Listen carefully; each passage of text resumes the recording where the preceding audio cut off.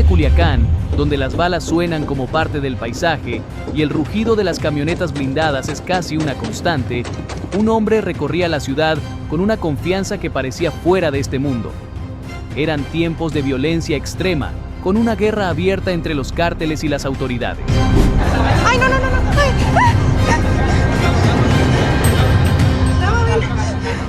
Calmado. No. Pero ese día, uno de los nombres más conocidos y respetados de la seguridad mexicana patrullaba las calles: Omar García Harfuch, el secretario de Seguridad y Protección Ciudadana de México. Protegido por un convoy de 50 soldados de élite, su camioneta blindada avanzaba sin freno por las avenidas, cortando el tráfico como una máquina imparable. Su rostro, serio y enfocado, reflejaba la experiencia de quien entiende bien los riesgos de estar en el ojo de la tormenta. No era un patrullaje común, era la presencia de un hombre que sabe que enfrentarse a él no solo es un desafío para su persona, sino para todo el poder del Estado. A su alrededor, el convoy de militares avanzaba con total precisión, siempre listos para cualquier amenaza. Las luces de las calles brillaban sobre las camionetas blindadas, que, en medio del caos de la ciudad, imponían un silencio momentáneo, como si todo se preparara para una posible confrontación. Los cárteles de Sinaloa, que habían dominado la región por años, sabían perfectamente quién era Harfuch.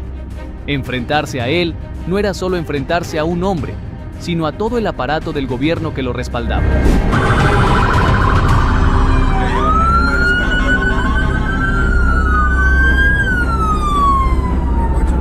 Harfuch no era un hombre que temiera entrar al territorio enemigo.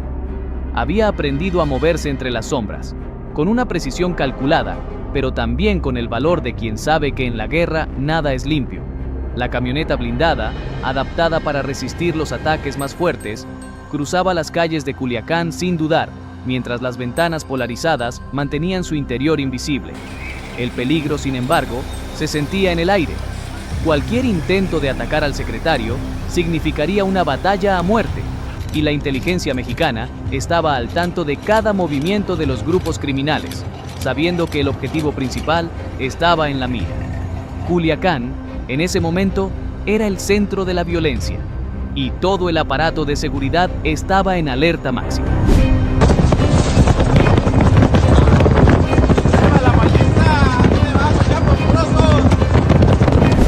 Las ruedas de la camioneta cruzaban las calles de Culiacán, y el ruido de los motores retumbaba en el aire. Pues ahí... Los sicarios del cártel, siempre atentos a los movimientos, ya tenían sus rifles listos.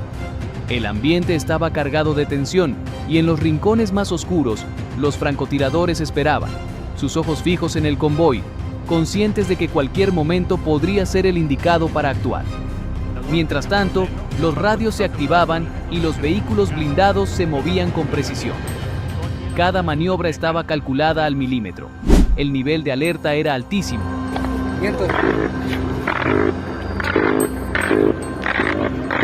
Y aunque la amenaza era clara, Omar García Harfuch, con años de experiencia en la línea de fuego, mantenía la calma. Sabía que había enfrentado situaciones mucho más peligrosas y siempre con la misma determinación. El convoy avanzaba por las calles de la ciudad, sabiendo que un solo error podría desencadenar una tragedia, pero el riesgo valía la pena. La presencia de Harfuch en Culiacán no solo enviaba un mensaje a los cárteles, sino a todo el país. El Estado nunca se rendiría, y nadie está por encima de la ley. Con cada giro de las llantas blindadas y cada movimiento preciso de los soldados, la ciudad, que había vivido tantas batallas invisibles, sentía que poco a poco estaba siendo recuperada. Aunque Culiacán seguía siendo un bastión del narcotráfico, el mensaje era claro: el gobierno no dejaría de luchar por su control. A medida que el convoy avanzaba, los ojos del país y del mundo observaban, sabiendo que la tensión estaba al límite.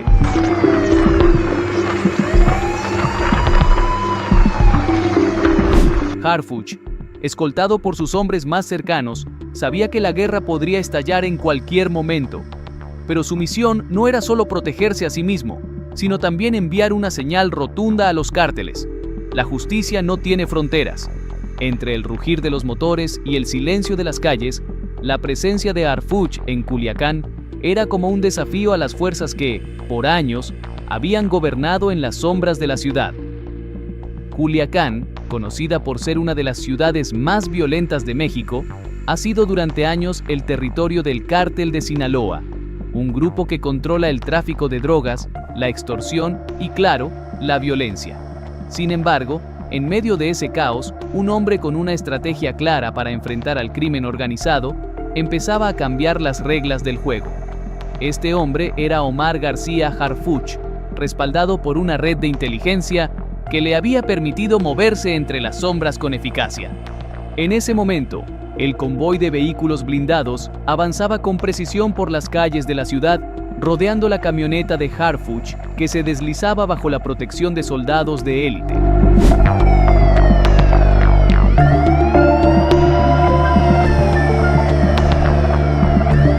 Los vehículos, blindados hasta los más altos estándares, brillaban bajo las luces de la ciudad, mientras los vidrios polarizados mantenían en misterio lo que sucedía dentro.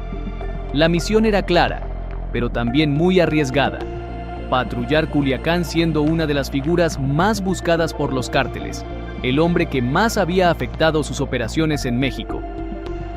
Este convoy no era solo un patrullaje más.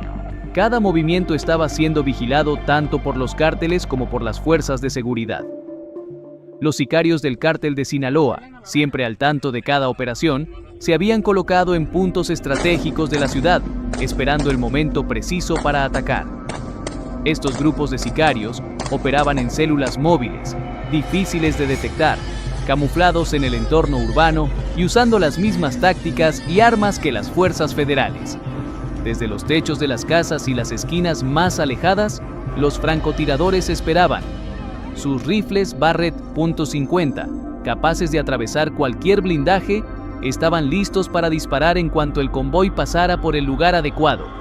Los fusiles AR-15, perfectamente camuflados, apuntaban a cada vehículo del convoy, mientras que los AK-47, conocidos por su letalidad, estaban listos para abrir fuego en cualquier momento. Culiacán, como siempre, era un campo de batalla. Pero ese día, los papeles comenzaban a cambiar.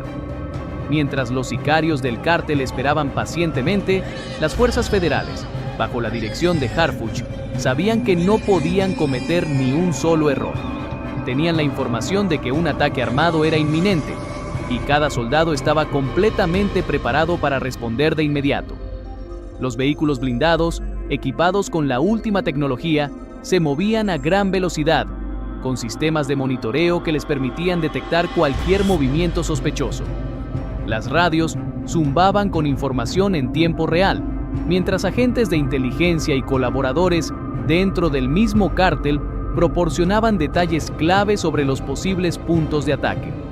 Cada paso estaba calculado, y la batalla por Culiacán, aunque no terminada, ya estaba tomando otro rumbo. La inteligencia mexicana debía operar en múltiples frentes, de forma casi simultánea. Mientras las fuerzas federales trabajaban arduamente para desmantelar las estructuras del Cártel de Sinaloa, los agentes encubiertos seguían el rastro del dinero, desmantelando las redes de lavado de dinero que sostenían al cártel. De esta forma, además de luchar contra el tráfico de drogas, se exponía la corrupción que permitía que el poder del cártel siguiera creciendo. El nivel de preparación y las tácticas empleadas por Omar García Harfuch y su equipo eran casi insuperables. A través de drones y satélites, el gobierno mexicano podía monitorear los movimientos de los cárteles en tiempo real, lo que les daba una ventaja significativa. Sin embargo, a pesar de la ventaja tecnológica y la capacidad operativa, la batalla era desigual. Por cada célula del cártel que caía, surgían nuevos focos de resistencia, nuevos movimientos, nuevas estrategias que hacían que el enemigo se adaptara rápidamente. Las tácticas de guerra irregular se volvían más complejas y sofisticadas. El uso de armas de guerra, granadas y explosivos de alto calibre hacía que cualquier zona pudiera convertirse en un campo de ruinas en cuestión de segundos. Frente a esta realidad, la inteligencia mexicana no solo combatía un cártel fuertemente armado, sino que se enfrentaba a un ejército de sombras que operaba con asombrosa agilidad, utilizando el terreno a su favor y adaptándose con rapidez a los movimientos del gobierno. Culiacán, la ciudad en guerra, seguía siendo el escenario en el que se estaban definiendo muchas de las tácticas y estrategias de la lucha contra el narcotráfico en el país. La operación dirigida por Harfuch no era solo una patrulla más, era un enfrentamiento directo entre el Estado y el crimen organizado, en el cual cada movimiento podía marcar la diferencia entre la vida y la muerte. Las calles de Culiacán, cargadas de historia y violencia, eran testigos de una batalla aún no ganada. Las fuerzas del gobierno seguían presionando con todo su poder, luchando no solo por recuperar el control de la ciudad, sino por desmantelar el cártel de Sinaloa, que había impuesto su ley durante años. Este conflicto, sin duda, no estaba cerca de terminar. A pesar de los avances, el cártel seguía siendo un enemigo formidable, adaptándose y contraatacando de maneras cada vez más impredecibles. Pero la lucha del Estado, liderada por Harfuch, continuaba siendo el reflejo de un compromiso inquebrantable con la justicia, a pesar de las amenazas y las dificultades que se presentaban a diario. El aire en Culiacán estaba cargado de tensión. Cada semáforo, cada curva cerrada y cada callejón podría convertirse en el escenario de un ataque inminente. Los cárteles, con su habilidad para organizar emboscadas, sabían que la oportunidad era lo único que necesitaban para actuar. Las fuerzas federales, no obstante, estaban preparadas, alertas y adaptadas a la guerra asimétrica en la que se había convertido la lucha contra el crimen organizado. La operación, que comenzó como una simple patrulla, pronto se transformaba en una cacería. Los francotiradores del cártel de Sinaloa, apostados en lugares estratégicos, ya ajustaban sus miras telescópicas. Desde los techos de las casas, sus rifles Barrett .50, capaces de perforar cualquier blindaje, apuntaban hacia la camioneta de Harfuch. Cada segundo contaba, y los sicarios sabían que la mínima oportunidad podría ser fatal. Sin embargo, las fuerzas federales demostraban que habían aprendido a operar en este terreno, donde las reglas eran diferentes. La inteligencia en tiempo real les proporcionaba información constante sobre los movimientos del enemigo y su capacidad de adaptación se hacía evidente. La caza ya no era solo de un hombre, era una guerra de estrategia, inteligencia y recursos. El convoy de vehículos blindados avanzaba con cautela, a una velocidad lo suficientemente rápida para evitar ser rodeados, pero sin caer en la trampa mortal que los cárteles estaban preparando. La operación ya no era una rutina de seguridad, era un enfrentamiento constante, donde cada maniobra debía ser calculada con precisión. El rostro de Omar García Harfuch permanecía impasible, observando atentamente el flujo constante de información que llegaba a su dispositivo de comunicación. Dentro de la camioneta blindada, la calma era palpable. La tensión, sin embargo, estaba al límite. Cada minuto que pasaba, los puntos de contacto con la inteligencia alimentaban a las fuerzas federales con datos cruciales. Los sicarios, por su parte, no se limitaban a atacar directamente. Su estrategia de guerra asimétrica se basaba en sembrar el caos, en desestabilizar.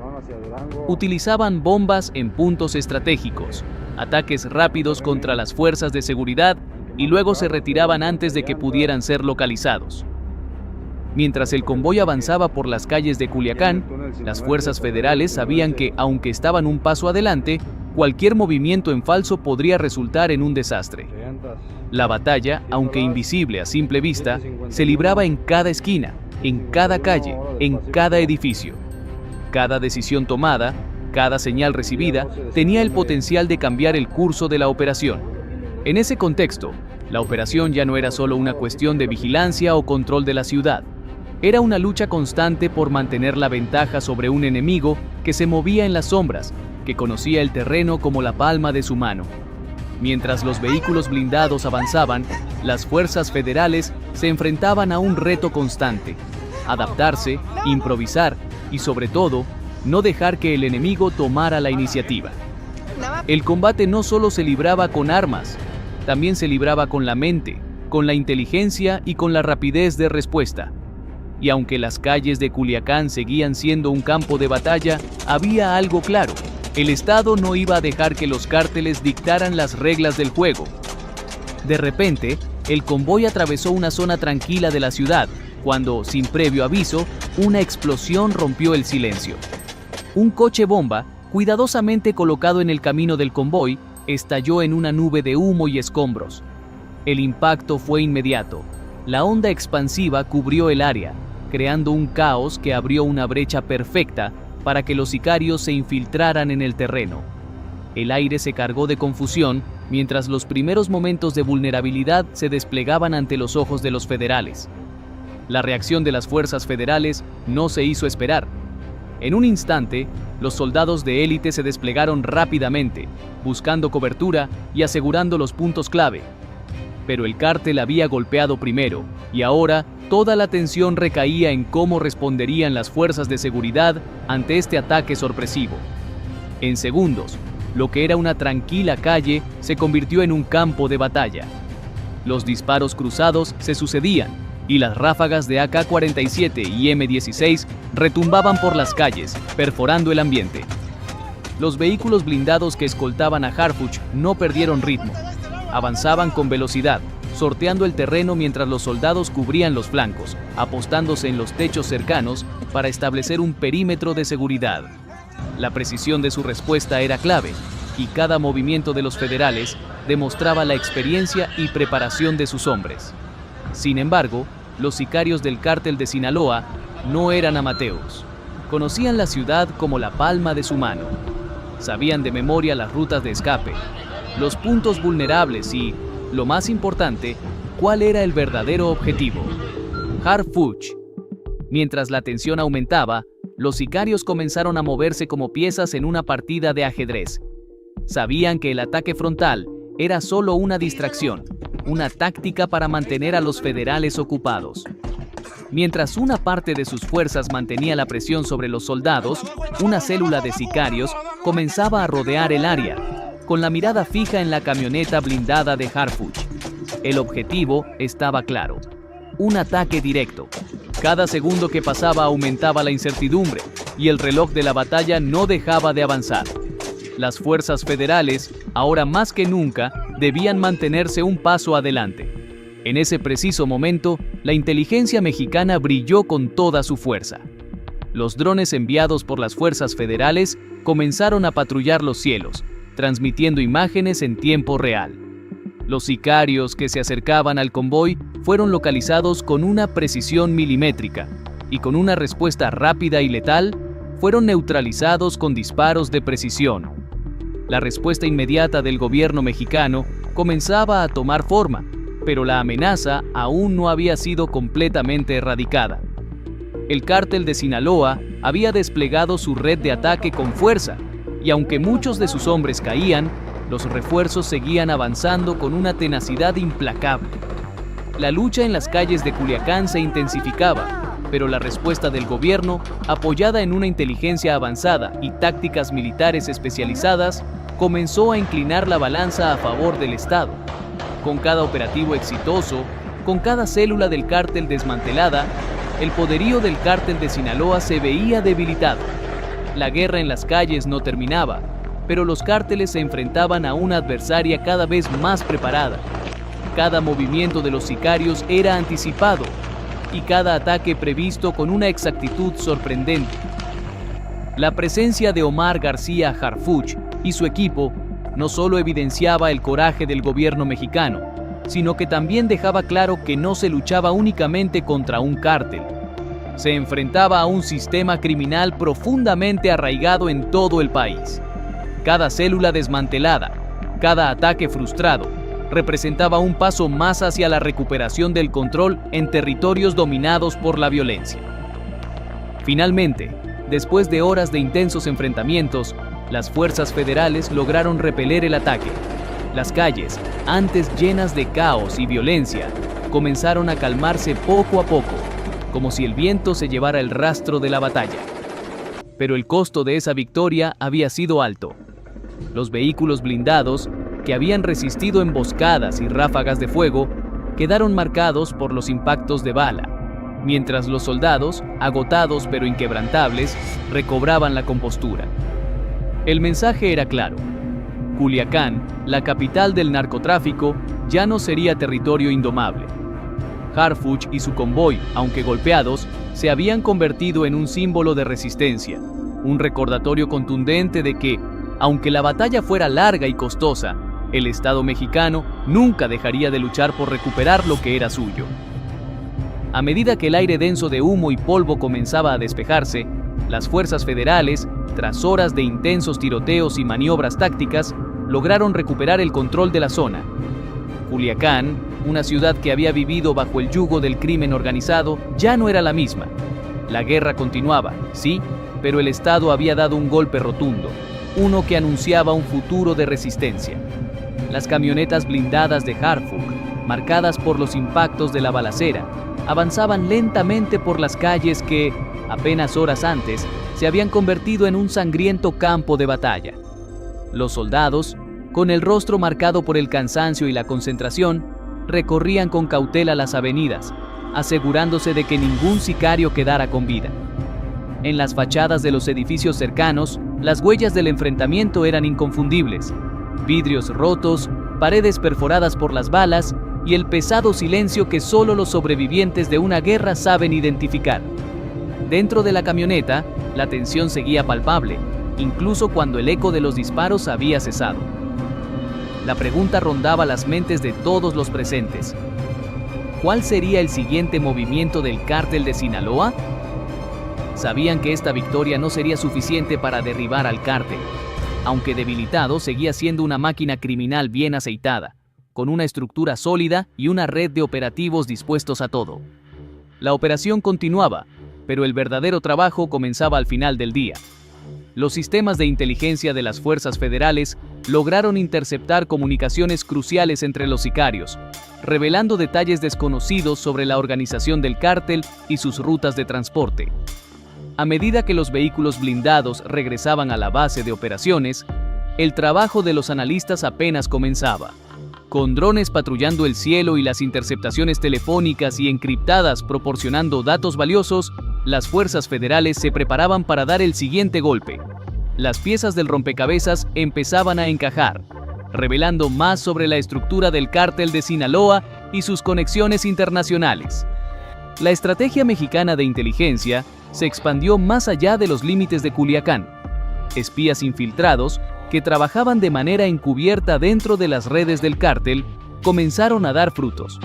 Cada paso de los líderes del cártel de Sinaloa era rastreado minuciosamente.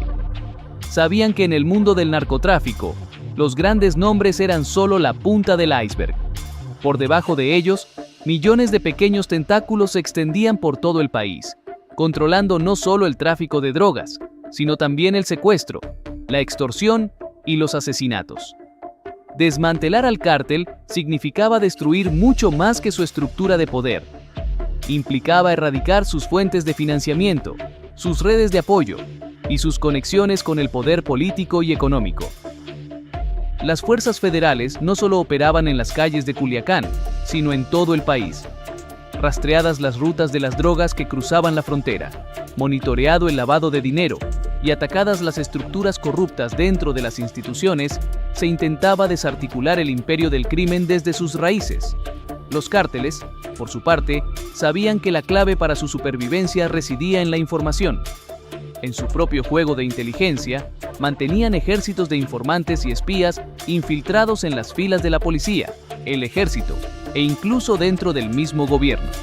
La guerra entre los sicarios y las fuerzas del Estado no solo era física, sino también mental y estratégica. El cártel de Sinaloa había aprendido a moverse en las sombras de la política y las instituciones, utilizando estos vínculos para fortalecer su poder y mantener su supervivencia. Por eso, la lucha contra ellos no solo involucraba enfrentamientos directos, sino también una guerra subterránea para exponer la red de corrupción que los alimentaba. A pesar de los avances logrados en Culiacán, la pregunta seguía siendo la misma. ¿Cuánto más podría resistir el cártel ante el asedio imparable del gobierno? Los enfrentamientos continuaban, pero la estrategia de inteligencia mexicana estaba haciendo mella en las operaciones del cártel. A cada golpe que el gobierno asestaba, el cártel respondía reorganizándose, creando nuevas células y reconstruyendo sus rutas de suministro. Las calles de Culiacán seguían impregnadas de la violencia de la batalla, siendo testigos de una guerra que parecía interminable. Sin embargo, la inteligencia mexicana, alimentada por la vigilancia, la infiltración y el análisis constante de datos, se mantenía firme. Las fuerzas federales se reorganizaban y el compromiso de destruir las bases del narcotráfico permanecía inquebrantable. La caída del cártel de Sinaloa, aunque aún distante, comenzaba a gestarse. No solo en las calles de Culiacán, sino en cada rincón donde la inteligencia del Estado lograba infiltrarse y desmantelar la vasta red criminal. Con cada enfrentamiento, con cada pieza caída del rompecabezas, el Estado mexicano demostraba que la guerra contra el narcotráfico, aunque brutal y dolorosa, estaba lejos de terminar. Mientras el viento se llevaba las cenizas de la última explosión, la ciudad esperaba, como siempre, el siguiente capítulo de una historia de sangre, inteligencia y resistencia. La sombra de la guerra no se disipaba en Culiacán, ni en ninguna de las ciudades donde el cártel de Sinaloa había tejido su red de poder. Aunque la operación contra el cártel había dado frutos en el campo de batalla, la lucha seguía más allá de las calles llenas de huellas de disparos y sangre. La caída de un líder no significaba la desaparición de todo un imperio. Los cárteles de droga siempre han sido como monstruos de muchas cabezas, constantemente reagrupándose y adaptándose. Aunque las autoridades lograron desmantelar algunas de sus rutas más importantes, los cárteles seguían cambiando rápidamente sus operaciones. La inteligencia mexicana estaba sobre ellos, y las fuerzas federales usaban tecnología avanzada para estar un paso adelante. Con sistemas de rastreo satelital y equipos especiales en las zonas más calientes, se aseguraban de no perder de vista al enemigo. Pero la guerra no solo era de tecnología y tácticas, también se libraba en los medios de comunicación. El gobierno mexicano quería ganar la confianza de la gente mostrando operativos exitosos y capturas importantes, pero el cártel no se quedaba atrás. Sabían cómo manejar la psicología del miedo, metiéndose en los medios y manipulando a la gente para mantener el control. La desinformación también era parte del juego. Además, el problema de la corrupción seguía siendo un obstáculo grande. Sabían que, para derrotar al cártel, no solo tenían que destruirlo físicamente, sino también reducir su poder en la sociedad. Había muchas instituciones infiltradas por la corrupción que facilitaban el trabajo de los criminales. La batalla era interna también, porque las mismas estructuras de poder que se beneficiaban del narcotráfico podían sabotar cualquier avance. En las calles de Culiacán, la gente vivía atrapada en el medio de todo esto. Los civiles no solo sufrían por los enfrentamientos entre las fuerzas federales y los sicarios, sino que también se veían obligados a elegir entre dos males: el miedo al cártel o la desconfianza en la policía. La corrupción dentro de las fuerzas de seguridad complicaba aún más las cosas. Para muchos, era una cuestión de sobrevivir en un sistema roto. Por otro lado, el cártel no dejaba de luchar. Aunque cada vez más fragmentado, seguía siendo muy peligroso. Su red de tráfico de drogas y de dinero les daba poder y les ayudaba a mantener el control sobre las ciudades. Esta lucha no era solo local. El cártel tenía una red que abarcaba tanto México como Estados Unidos y América Latina. No solo usaban armas, sino también manipulación y brutalidad. A pesar de la dureza de la situación, las fuerzas de inteligencia mexicanas no se detenían. Cada pista, cada información que pudiera llevarlos a los cabecillas del cártel era crucial. Las unidades de élite, expertas en operaciones urbanas, se movían rápidamente por las zonas de conflicto, pero los sicarios siempre tomaban precauciones para esconderse. Usaban tecnología avanzada para encriptar sus comunicaciones y esconder sus movimientos. Uno de los grandes símbolos de la resistencia contra el cártel era Harfuch. Su presencia en las operaciones representaba una ventaja importante para las fuerzas federales. Aunque su vida estaba en peligro constante, él no retrocedía y seguía al frente de las operaciones de inteligencia, desarticulando células del cártel y anticipando sus movimientos. Con el tiempo, la guerra continuaba. El cártel de Sinaloa seguía luchando con todas sus armas: corrupción, violencia y manipulación. Pero las fuerzas de inteligencia no descansaban. Cada vez más, las redes de lavado de dinero, las rutas de tráfico de armas y los nexos internacionales del cártel salían a la luz. Los líderes del cártel parecían estar cada vez más cerca de caer, pero el precio de esta lucha era muy alto. La lucha por el control de México aún no estaba decidida, y aunque no se sabía quién ganaría, lo único claro era que el gobierno debía seguir presionando. Las fuerzas de inteligencia eran clave para acabar con el cártel, y a medida que el conflicto seguía, la esperanza estaba en que el orden volviera a las calles de Culiacán y otras ciudades. Pero el camino hacia la paz, como siempre, estaría lleno de sacrificios. A pesar de las críticas que recibe por utilizar camionetas blindadas en sus desplazamientos, la realidad es que Harfuch no tiene otra opción si quiere seguir cumpliendo con su trabajo. El riesgo que enfrenta a diario, especialmente al ingresar a territorios dominados por los cárteles, es altísimo.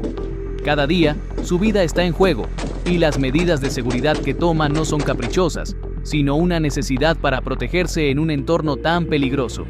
En un conflicto donde los enemigos no dudan en utilizar la violencia y el miedo para imponer su poder, las camionetas blindadas y las precauciones extremas son simplemente parte de la protección que debe garantizarse para continuar luchando contra un crimen organizado imparable.